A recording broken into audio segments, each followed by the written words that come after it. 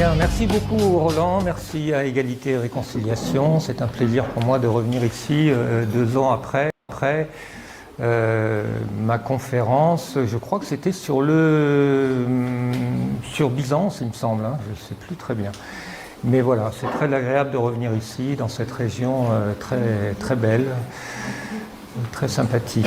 Voilà, donc je vais vous parler du 11 septembre à l'occasion de la sortie de mon livre « Comprendre le 11 septembre » dans cette collection, nouvelle collection lancée par Contre-Culture, dont le but c'est de produire des textes un peu synthétiques. Et donc c'est une bonne idée parce qu'aujourd'hui, avec l'accès à l'information qui est devenue, qui s'est transformée, c'est bien de rédiger des choses qui sont synthétiques, sachant que tout le monde peut aller compléter, vérifier et faire ses propres recherches. Voilà, donc je suis assez satisfait de ce livre. En fait, ça fait 10 ans que je travaille, enfin ça fait plus que 10 ans que je travaille sur le 11 septembre, mais j'ai publié mon premier livre JFK 11 septembre il y a 10 ans, il est sorti en 2014. Donc voilà, 10 ans de parcours. J'ai eu envie aujourd'hui vous parler de ce parcours, puis de ce que j'ai appris au niveau de mes méthodes de recherche, de tout ce parcours qui m'a amené à m'intéresser à beaucoup d'autres sujets que le 11 septembre. Ça a été le premier, pour moi, c'était vraiment le premier sujet c'était la pilule rouge, hein, comme ma pilule rouge, comme pour beaucoup de gens. Le 11 septembre a vraiment déclenché des interrogations, des questions, des questionnements, des prises de conscience, alors pas toujours au même moment. Moi, je peux dire que je suis un petit peu la deuxième génération, parce que les premières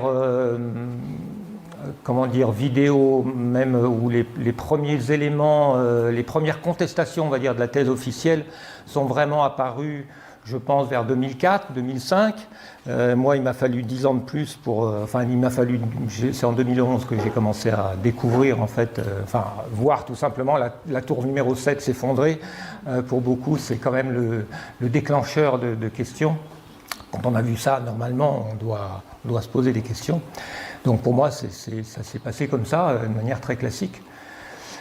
Et donc il s'est quand même passé beaucoup de choses. Puis maintenant, il y a un peu une troisième génération, et j'ai vraiment la joie d'entendre parfois des gens plus jeunes que moi qui me disent « Ah, j'ai beaucoup appris grâce à vos travaux, vous êtes mon mentor ». Enfin, on me dit des choses qui me touchent énormément et qui me font penser que maintenant, il y a des gens qui vont plus loin que moi. Il y a toujours du nouveau. Alors évidemment, dans la sphère anglophone, beaucoup. Tout ça met un peu de temps tout ça n'arrive pas forcément en français. Donc il y a beaucoup de nouvelles. On ne peut pas dire qu'il y a des choses fondamentalement nouvelles. C'est plutôt sur les aspects techniques qu'il y a encore toujours des questionnements, donc parfois des petites... des détails qui changent un petit peu notre vision des choses. Et puis surtout, oui, quand même sur le fond des choses, il y a quand même une évolution. Parce qu'il y a 10 ans, la thèse Israël est responsable du 11 septembre, Israel did 9/11, était quand même très minoritaire, était même très attaqué. On était encore à l'époque Alex Jones, donc Israël, c'était pas le sujet. C'était le Deep State, il y avait tout un tas de mots-clés qui étaient partout, de Military Industrial Complex, il y avait tout un tas de mots. Pour info, Deep State, ça veut dire état profond. Un peu codé, qui orientait évidemment les soupçons vers inside job, c'est-à-dire c'est l'Amérique, c'est l'état profond américain. Et on ne parlait pas beaucoup d'Israël, et il y avait une forte... Alors tout ça évidemment s'explique, on peut même dire que cette opposition a été en partie contrôlée par Israël, justement. On a eu des vidéos qui avaient pour but essentiel de pointer du doigt l'état profond américain et surtout ne jamais parler d'Israël. Mais bon, la recherche fait que la vérité ne peut pas être complètement manipulée. Bref, donc la recherche a évolué. Puis aujourd'hui, la thèse Israel did 9/11. 9/11 is an Israeli job. Si vous regardez sur Twitter, enfin sur X, des hashtags de ce genre-là, vous verrez que c'est devenu, je pense, quasiment la thèse majoritaire. Donc ça a quand même beaucoup changé. Alors bon, ça peut se discuter, mais je pense dans les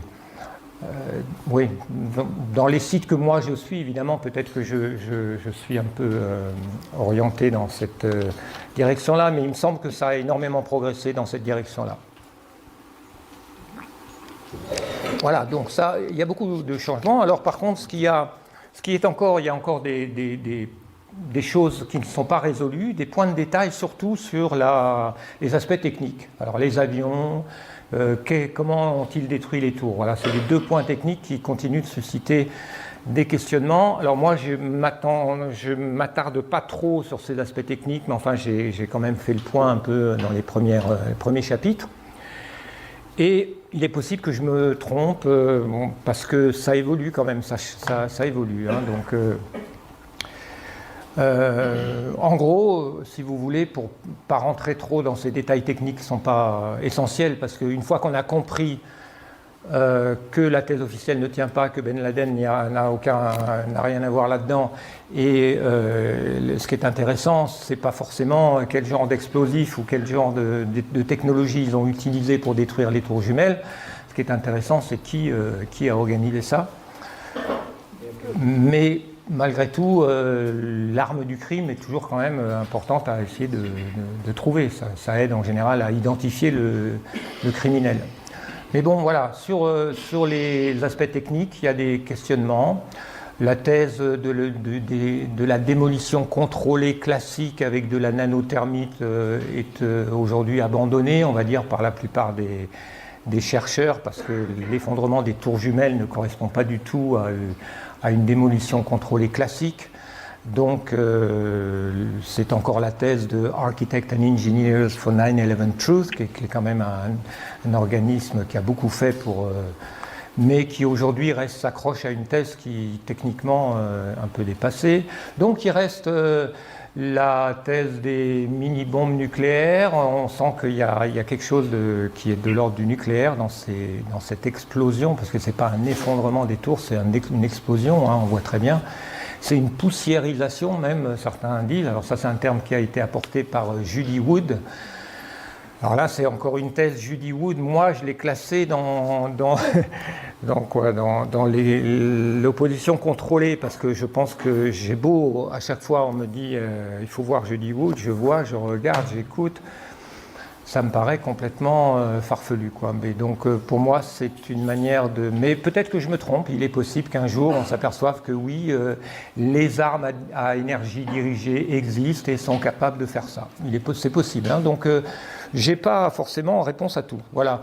Mais sur le qui bono, hein, sur à qui profite, tout ça, c'est maintenant devenu pas du mainstream, mais enfin, c'est véhiculé par les grands ténors de la sphère YouTube et X. Hein, et par exemple, tout récemment, Candace Owens est un petit peu discrète là-dessus, mais par contre, un gars que j'aime beaucoup, qui est Nick Fuentes, qui a quand même une sacrée audience en ce moment, parce qu'en ce moment il y a les élections, et bon, donc ça parle beaucoup. C'est le moment où beaucoup d'Américains veulent prendre la parole pour un peu obliger les candidats à s'exprimer, pour que les candidats mettent des dossiers sur la table, etc. Nick Fuentes, par exemple, est très fort là-dessus et valide entièrement à 100% la thèse. Oui, Israël, le 11 septembre, c'est Israël. Donc voilà, pour moi, c'est clair. Et j'espère l'avoir montré là-dedans. Hein. C'est facile à montrer en fait, hein. C'est très facile à montrer, même si les aspects techniques, il y a des choses irrésolues. Sur les personnages clés de cette histoire, vraiment, c'est signé, quoi. Il n'y a pas photo, comme on dit, surtout pour New York. Alors bon, moi je développe une thèse particulière dans ce livre.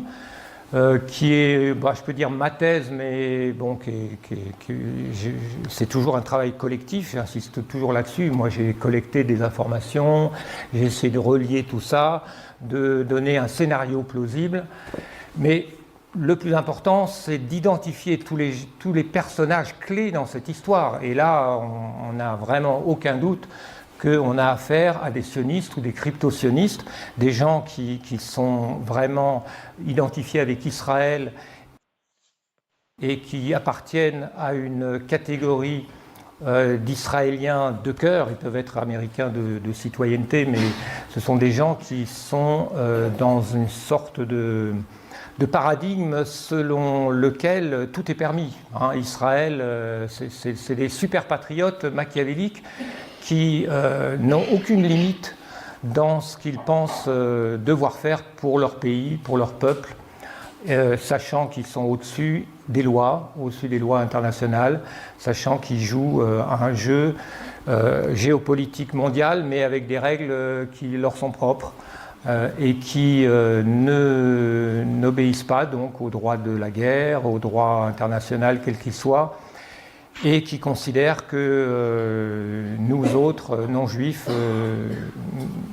sommes des quantités négligeables, et on le voit aujourd'hui. Donc ça devient tellement évident qu'on a affaire à ce que j'ai appelé depuis longtemps la nation psychopathe, le psychopathe des nations, c'est-à-dire un pays qui se comporte littéralement. Je pense que c'est vraiment une métaphore, et c'est intéressant d'étudier la psychopathie, parce que là on voit effectivement qu'on a affaire non pas à des psychopathes. C'est une grosse erreur à mon avis de dire que Netanyahou par exemple est un psychopathe.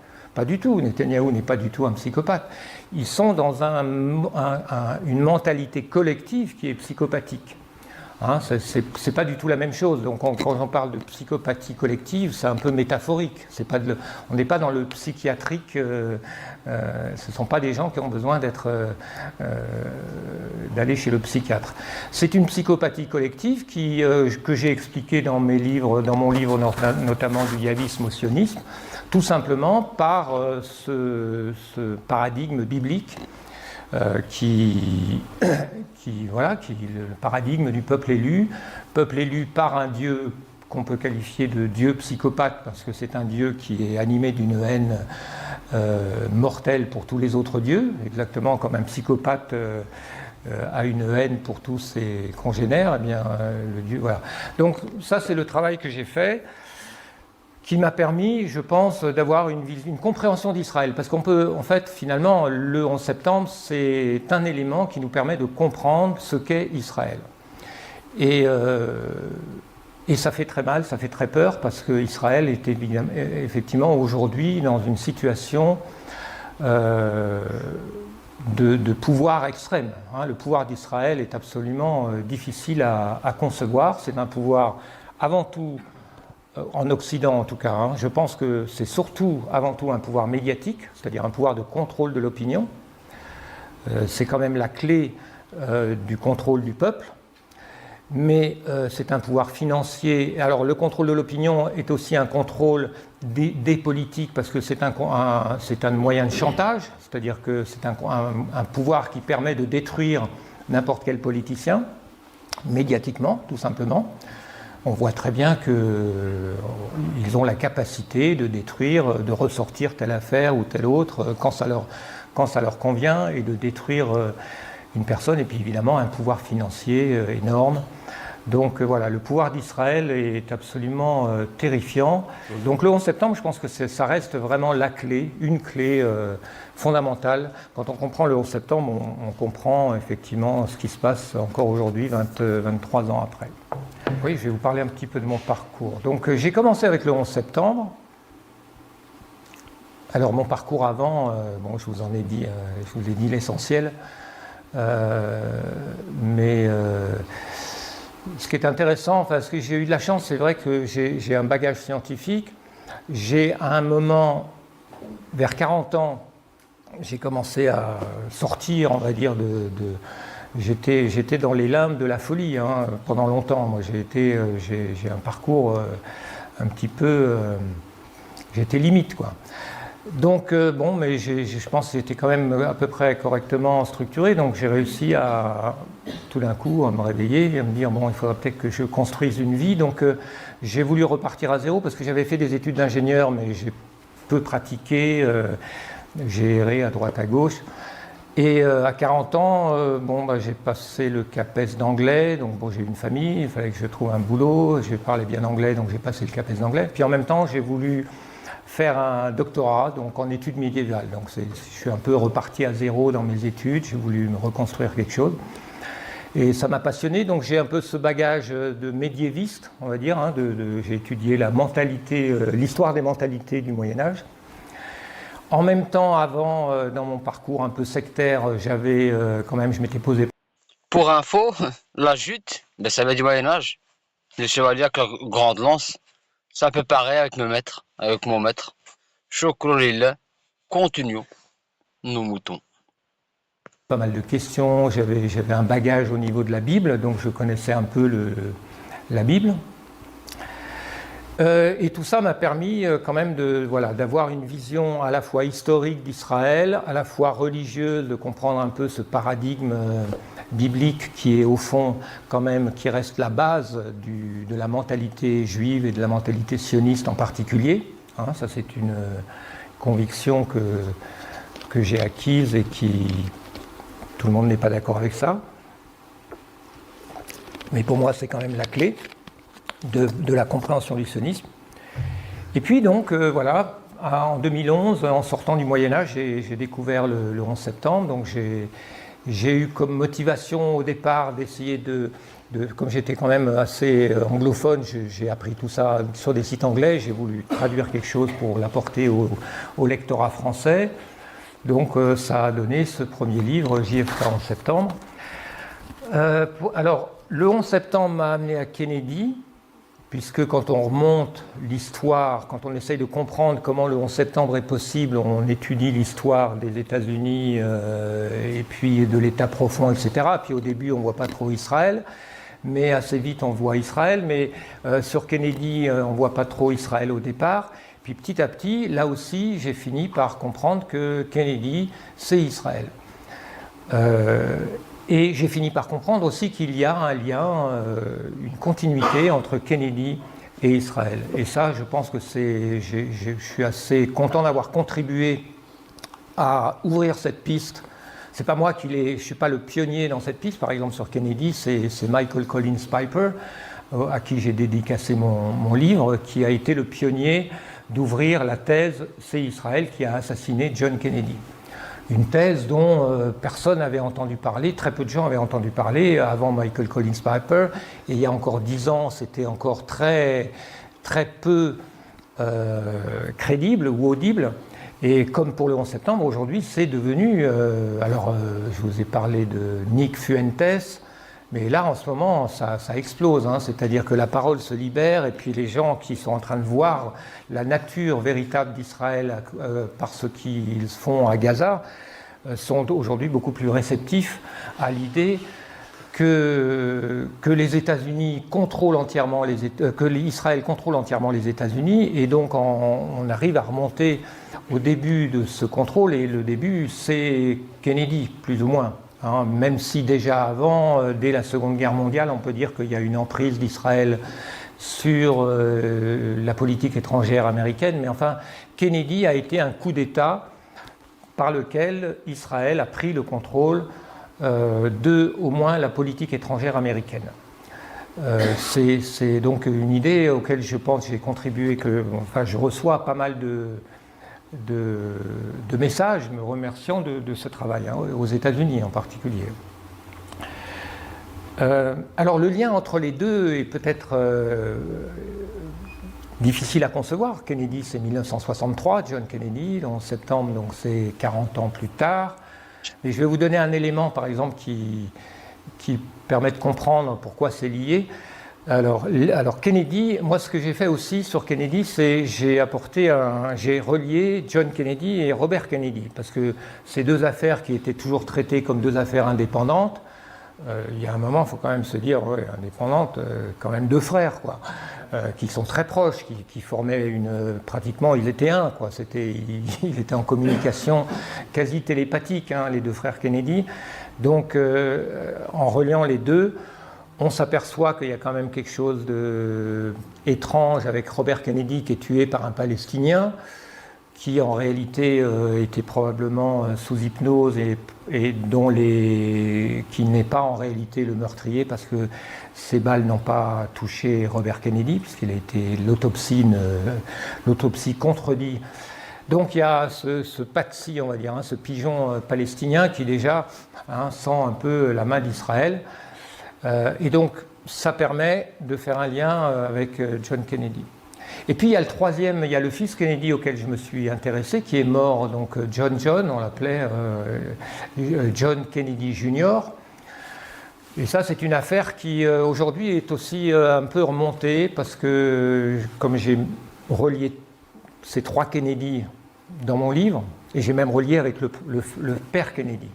Donc sur Kennedy, je pense que c'est peut-être le travail le plus utile que j'ai fait sur Kennedy, parce que j'ai relié les trois générations en montrant que pour comprendre les frères Kennedy, John et Robert, il faut déjà comprendre le père.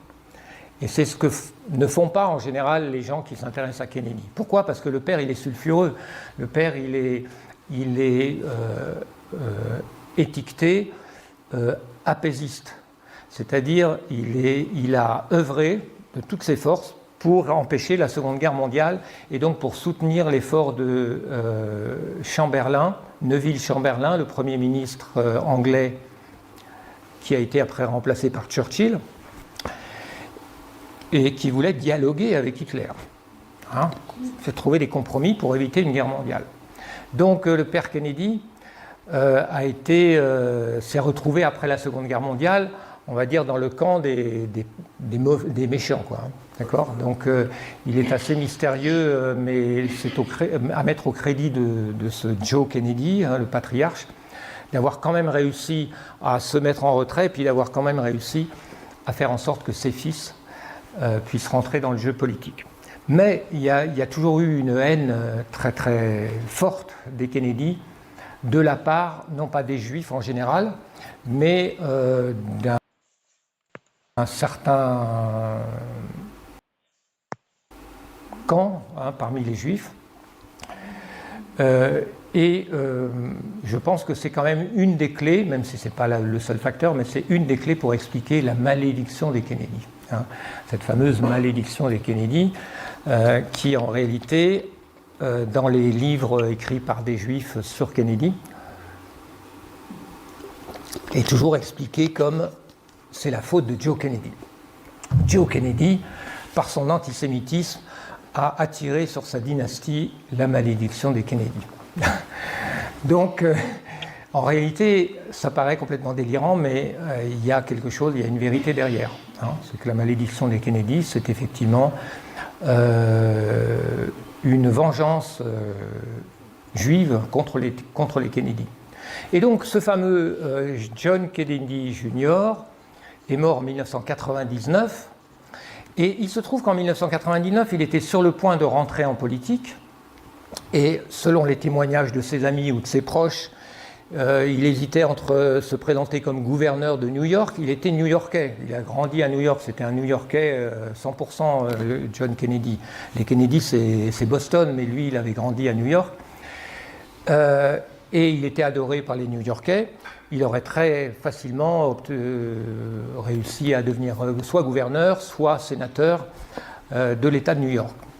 Et puis, on a des témoignages clairs qui montrent qu'il était habité par le destin des Kennedy et par le destin de devenir président, de reconquérir la Maison-Blanche. C'est très clair, vous pouvez le lire dans mon livre, Qui a maudit les Kennedy ? Donc imaginons que et en plus John Kennedy Jr. avait un magazine qui était un magazine grand public qui avait un aspect un peu people parce que sur ses couvertures il y avait toujours des stars, mais en réalité c'était un magazine, d'ailleurs il est introuvable, et on n'arrive pas à se procurer ces magazines, quelques-uns sur eBay on arrive à les trouver, mais... Et dans ce magazine, on voit très bien qu'il était aussi un peu complotiste. Il a interviewé Oliver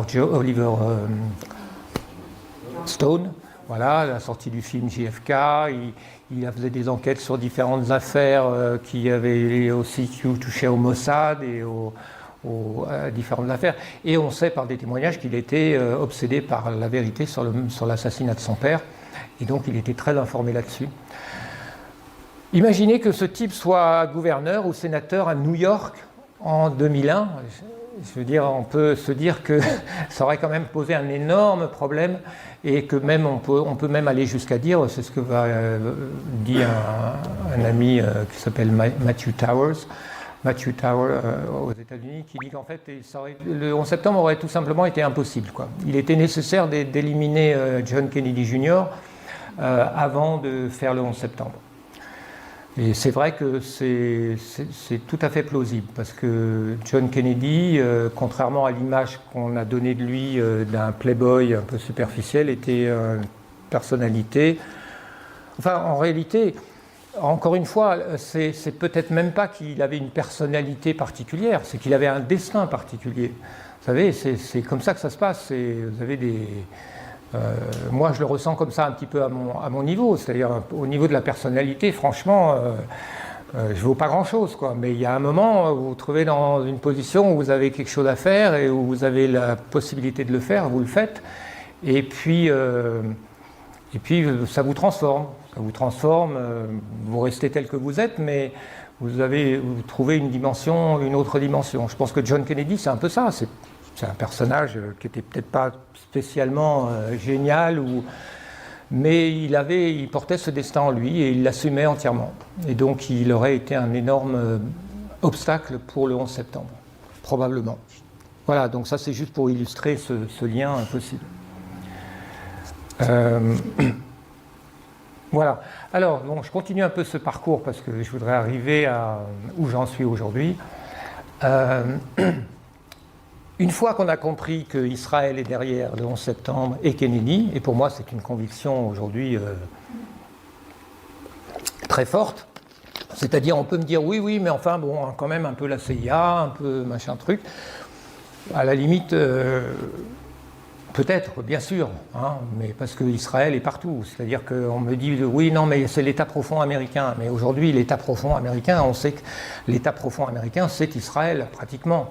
C'est-à-dire que, on me dit par exemple, Cheney n'était pas le 11 septembre, là. Dick Cheney et Donald Rumsfeld n'étaient pas juifs. Bah oui, mais voilà, c'est tout à fait caractéristique. Eux, c'est pas l'État profond, eux, c'est l'État.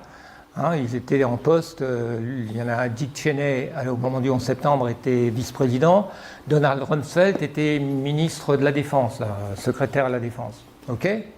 Bon, mais ils étaient entièrement sous le contrôle de ce qu'on peut appeler l'État profond, et c'est-à-dire en réalité ils étaient sous le contrôle des néoconservateurs, et donc voilà.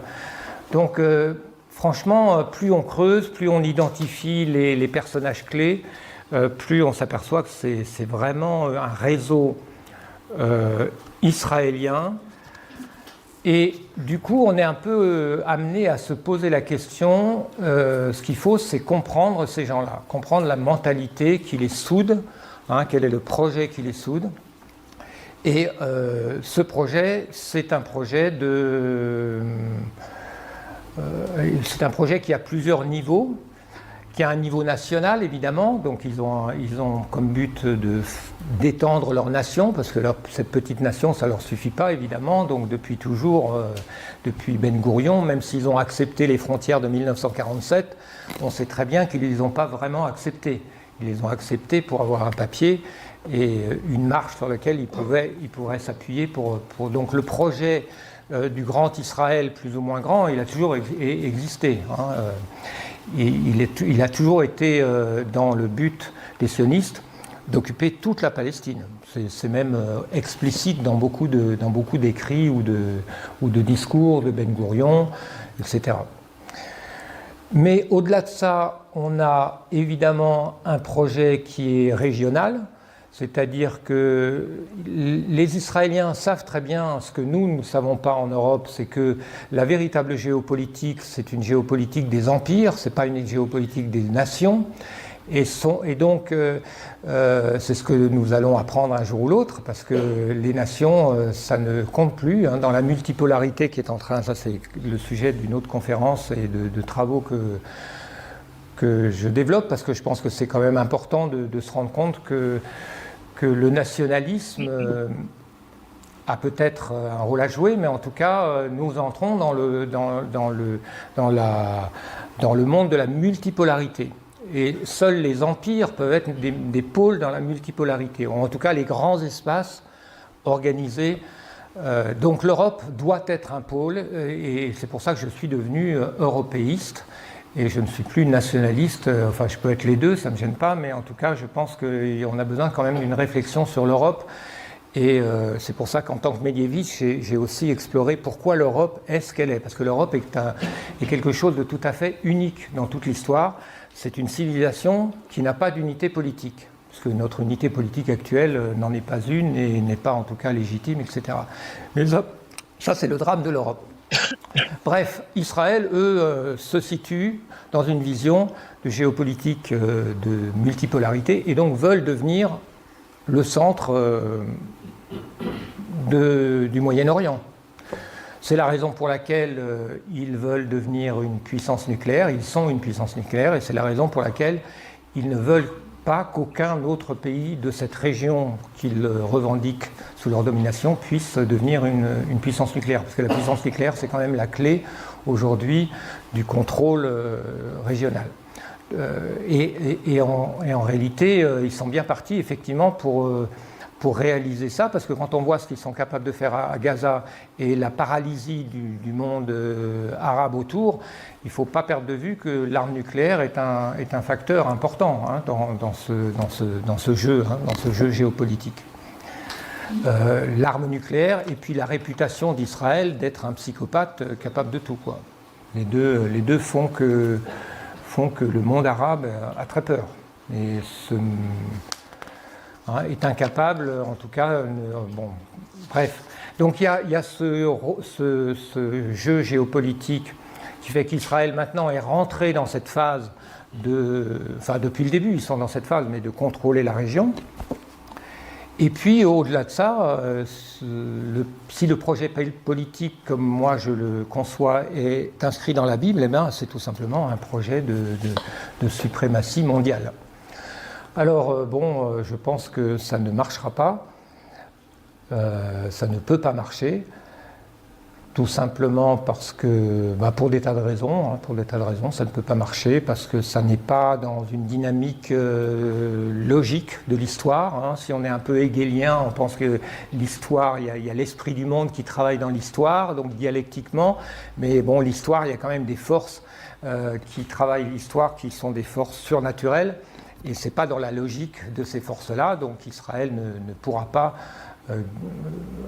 accomplir ce qu'il cherche à accomplir, je pense, en tout cas. Mais on ne sait pas comment ça va se passer. Alors voilà, donc je suis passé par là, donc j'ai écrit du yavisme au sionisme pour essayer de faire le point sur ce lien entre le yavisme, c'est-à-dire l'idéologie biblique, hein, de l'Ancien Testament, et le sionisme, pour bien montrer qu'on est vraiment dans la même chose. Pour démontrer, je pense que je l'ai démontré, que les sionistes sont bibliques. Et ça ne veut pas dire, et pour essayer d'expliquer, que ça ne veut pas dire qu'ils sont religieux. Ça n'a rien à voir. La Bible n'est pas forcément un livre religieux pour beaucoup de... Hein, c'est un projet politique, ça peut être beaucoup de choses. La Bible peut être lue de manière très diverse, et elle n'est pas lue par les sionistes comme elle est lue par les chrétiens. Donc les chrétiens, souvent, ont des lunettes qui les empêchent de comprendre comment les juifs lisent la Bible. Hein. Et ils ne veulent pas le comprendre parce qu'ils pensent que de toute manière les juifs ne lisent pas la Bible correctement. Mais moi je leur dis, mais oui, mais c'est pas le problème, c'est pas la question. La question c'est de comprendre comment eux la lisent et quel est leur projet, etc. Donc ça c'était une étape importante dans ma recherche. Et puis ça m'a amené aussi à me poser des questions sur le rôle du christianisme dans tout ça, parce qu'au fond, il y a un moment, il faut se dire que la question juive ou la question sioniste est une face, et l'autre face, c'est la question chrétienne, c'est-à-dire c'est la question de la vulnérabilité de la chrétienté à ce pouvoir.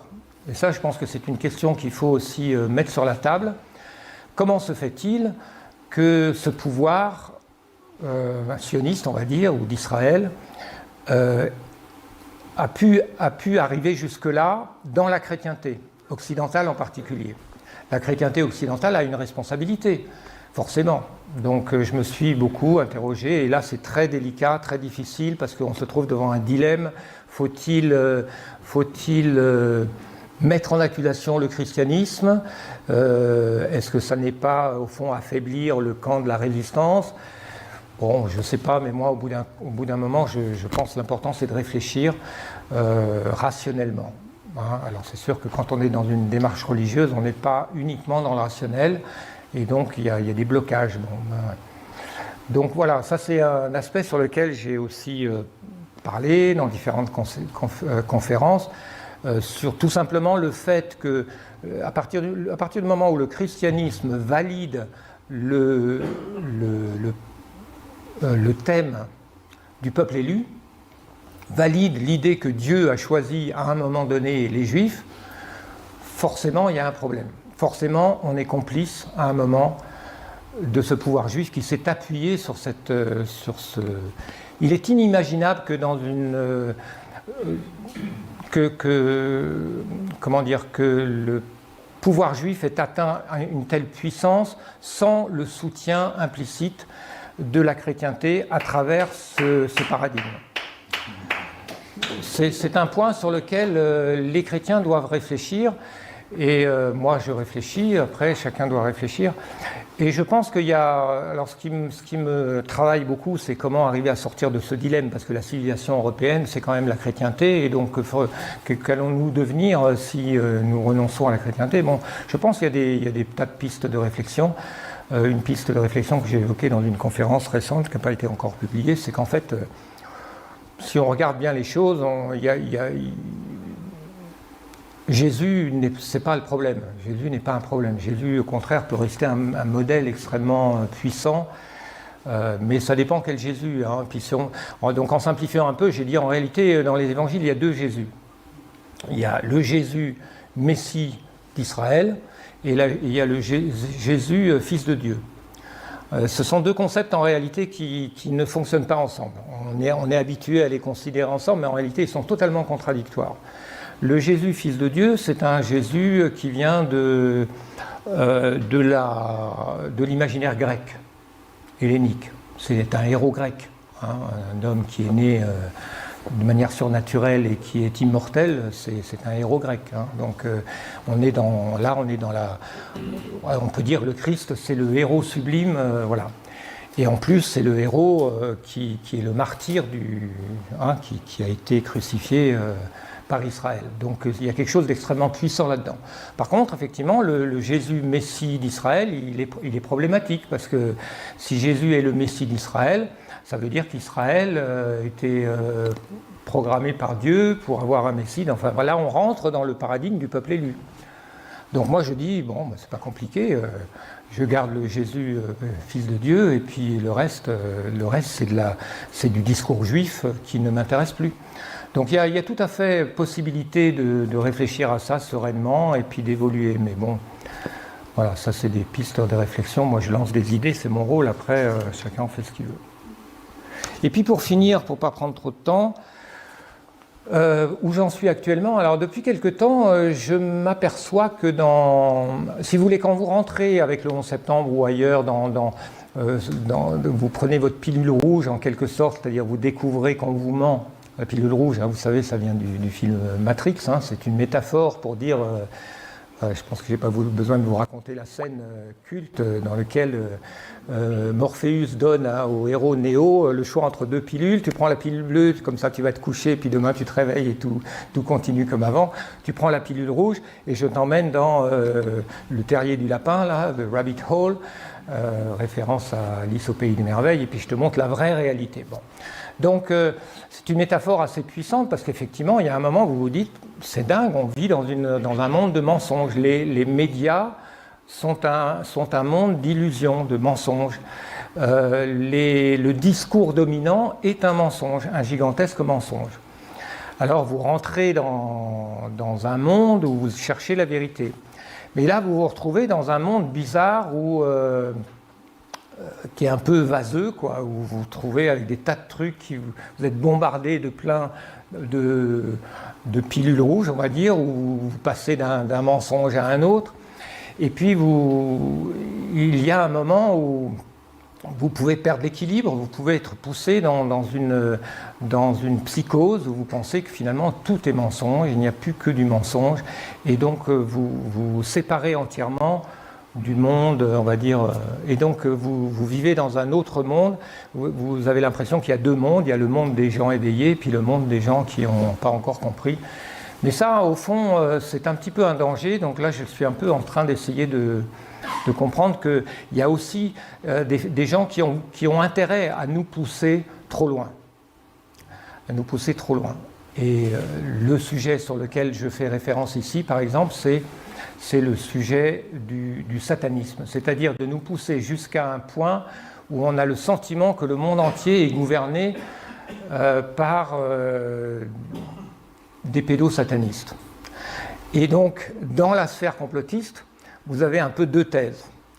Vous avez la thèse, le monde est gouverné par les pédosatanistes. Alors les pédosatanistes, c'est des gens qui vouent un culte à Satan et qui, dans leur culte à Satan, assassinent des bébés, qui éventuellement torturent des enfants pour en extraire l'adrénochrome. Vous êtes dans une mythologie dingue qui est complètement désespérée. Pas forcément, parce que l'agent de la CIA qui a travaillé sur le sujet, mais il a démontré, j'ai oublié comment il s'appelle, mais j'ai sorti l'info, je pense que c'est Larry Dale ou un truc comme ça, c'est vrai, c'est avéré.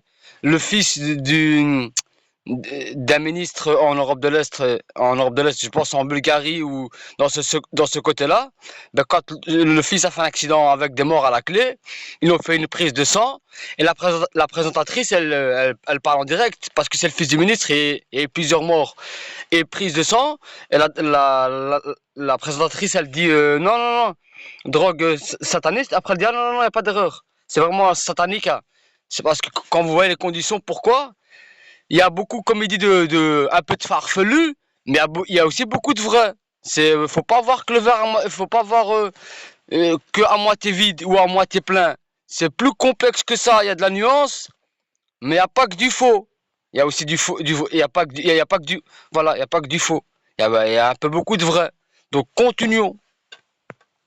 Désespérante, qui est complètement hallucinante, qui est diabolique au sens propre du terme, et qui à un moment... Et je n'hallucine pas. Lui non plus, et une nuance. Mais il faut suivre, comme il a expliqué, tout. Donc, je